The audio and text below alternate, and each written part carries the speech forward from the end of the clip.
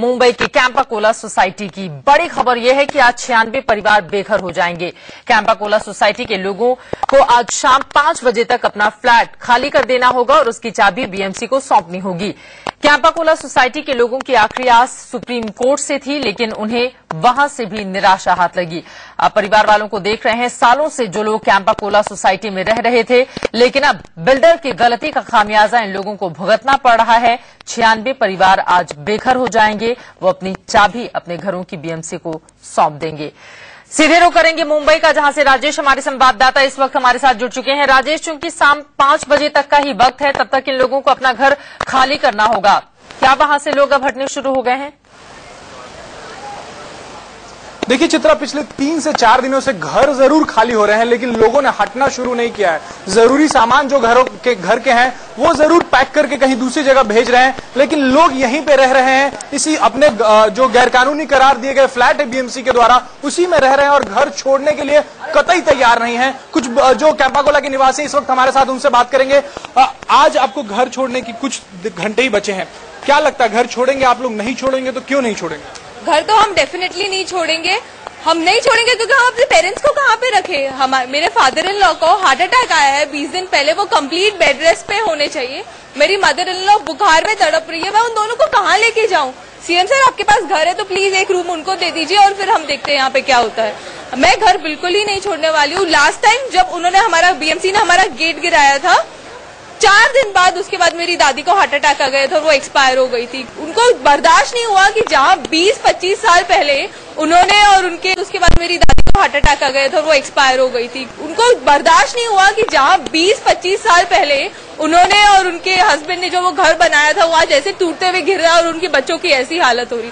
हम घर तो डेफिनेटली नहीं छोड़ेंगे। सीएम का सोल्यूशन ढूंढना पड़ेगा। हाँ, ढूंढना ही पड़ेगा, उनके पास ऑप्शन नहीं है। हमको हमारा घर चाहिए, मतलब चाहिए, नो अदर ऑप्शन। 25 साल से लोग यहाँ पे रह रहे हैं चित्रा, ही वजह है कि कोई घर छोड़ना नहीं चाहता है। जो रिश्ते नाते आसपास के लोगों से बने, साथ ही घर मुंबई में एक बड़ी चीज होती है। सपना सच होता अगर किसी को घर मिलता है तो, और उसे छोड़ना अगर पड़े तो किसी को भी ये नागवार गुजरेगा। कुछ और लोग हमारे साथ करें। क्या अभी तक सरकार से या बीएमसी से कुछ भी बातचीत हुई है? आप लोगों को कुछ उम्मीद बन रही है?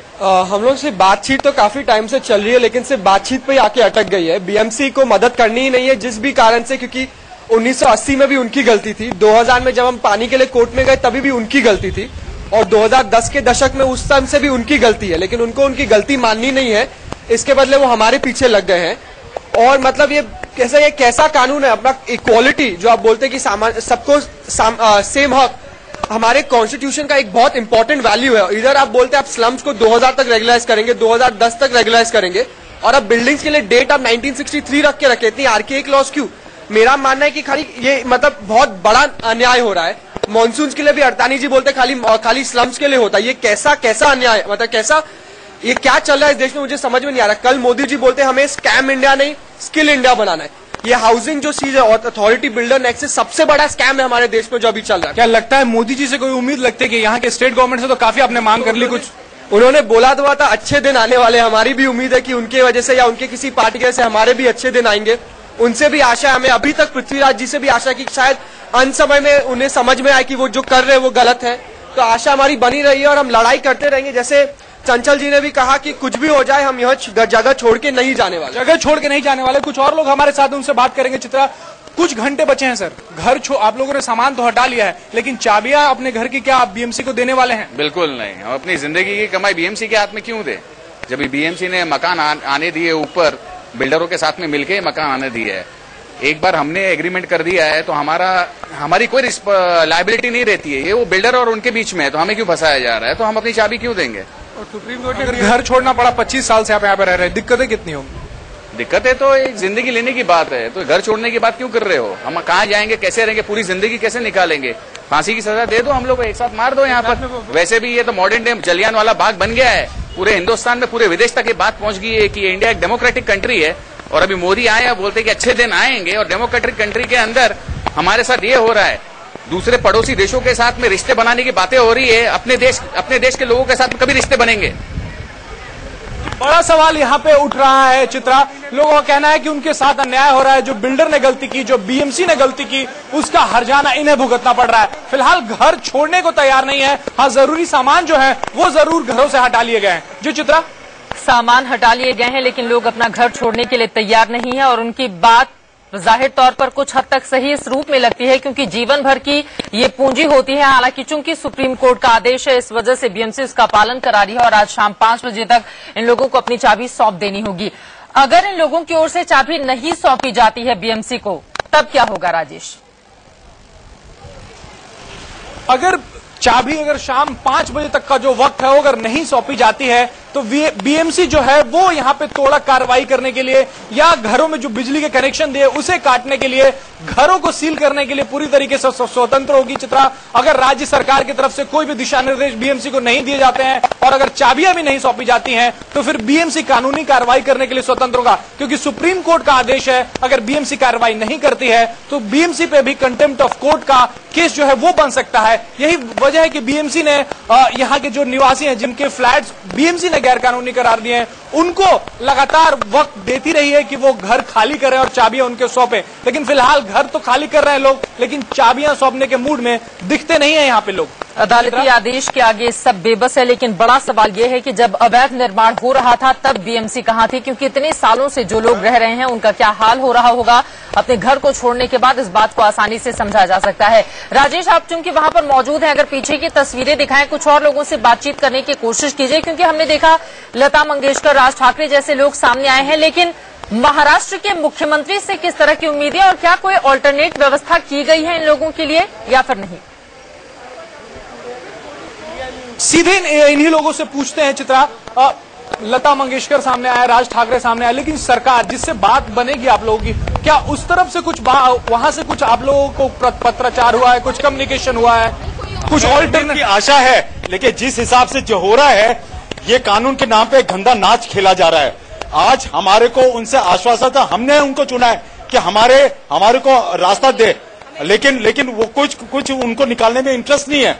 आज जिस हिसाब से हम लोग अपने सारे के सारे ऐसे नागरिक के हिसाब से जो पेमेंट करना है, क्या है, टैक्सेस भरने का है, प्रॉफिट सब कर रहे हैं, लेकिन फिर भी आज हमारे घर तोड़ने में लगे हुए हैं।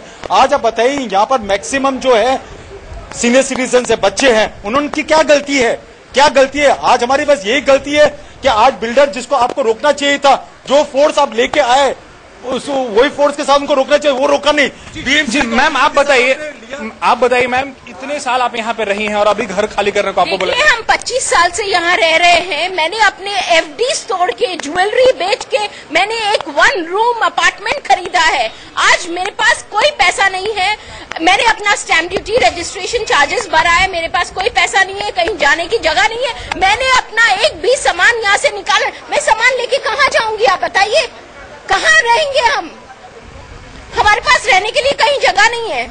आप बताइए मैम कि घर छोड़ना पड़ रहा है, काफी साल आपने यहाँ पे घर पे गुजारे और किसी और की गलती की वजह से आपको लगता है किसी और की गलती की वजह से आपको घर छोड़ना पड़ा? गलती तो बीएमसी की, फुल 100% गलती बीएमसी की है। और वो है ना, चूड़ियां पहन के बैठा हुआ है और सुनने के लिए तैयार नहीं है। पीएम भी सो रहा है, सीएम भी सो रहा है। क्या वो इंडिया के कलयुग के कुंभकर्ण बन गए हैं? उनको दिख नहीं रहा है कि हमारी की क्या गलती है, आम पब्लिक की क्या गलती है? वो अगर भारतवासियों का है ना कुछ नहीं कर सकता है, वो इंडिया की रक्षा कैसे करेगा?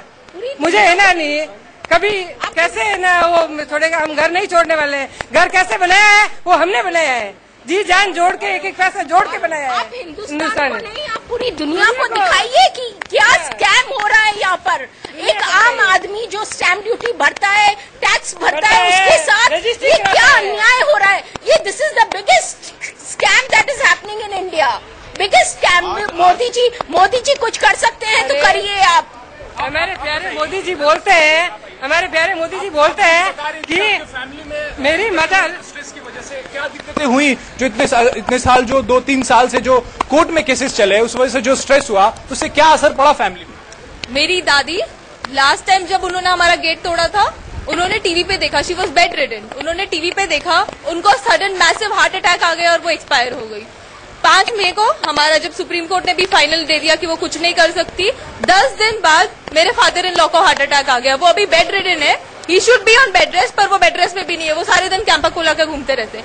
मेरी मदर इन लॉ वो शौक में आ गई, उनको अब तक 102 डिग्री बुखार है, उनका कौन टेक केयर करेगा? मैं सीएम सर के घर भेज देती हूँ उनको, वो टेक केयर करेंगे उन दोनों का अच्छे से। मेरे फैमिली में अगर इन रेडलर्स को कुछ भी हुआ, कौन जिम्मेदारी लेगा उन सब की? ये नॉनसेंस चल रहा है। और हम एज किड्स, हमारे क्या स्कूल में पढ़ा था, India is my country, all Indian are my brothers and sisters, this is what you do to your brothers and sisters, treat all elders with courtesy. Pledge में था, ओथ में था, सबने एक कसम खाई है, treat all elders with courtesy. Is this courtesy? Is this courtesy what you do to your elders? Throw them out of their house? What nonsense is happening? Why is the CM not acting? मतलब और क्या ढूंढ रहे हैं, और क्या legal option वो ढूंढ रहे हैं? अब तक, जब तक हम बनने की हालत में आ गए, अब तक वो लीगल ऑप्शन नहीं ढूंढ रहे हैं। कई सवाल उठ रहे हैं यहाँ पे। चित्रा, लोग जो हैं, आप आगे आइएगा मैम, आपसे बात करना चाहेंगे। आप लोग ने बार बार सीएम से गुहार लगाई, कई जगहों पे गुहार लगाई, लेकिन कहीं से कुछ सामने पॉजिटिव निकल के आया? पॉजिटिव निकल के कैसे आएगा आप मुझे बताइए? इलेक्शंस खत्म, सब कुछ खत्म, पॉजिटिव तब तो कुछ भी नहीं आ रहा ना। हमको सिर्फ 2 साल तक यही गुमराह करता रहे कि हम आपके साथ हैं, हम आपकी हेल्प करेंगे, और आज सीएम उठ के कहता कि मैं कुछ नहीं कर सकता, तो फिर हमको उस अगर मार देना होता तो 2 साल पहले ही मार देते ना। आज तक इतना हम लोग लड़ते आए हैं, सब कुछ करते आए हैं, और आज आप बोल रहे हो कि हम कुछ नहीं कर सकते। I want to see the law का course, what course you are talking about? Tell the politicians, tell your सारे कार्यकर्ता, कम इधर आके हमारे घरों में जाके हमारे जूतों में रह के देखिए हमें कितना पेन हो रहा है। मैं अपने बच्चों को क्या शिक्षा दूं? ये शिक्षा दूं कि तुम्हारा भारत में महान है? नहीं, हमारा भारत बिल्कुल बेईमान हो चुका है।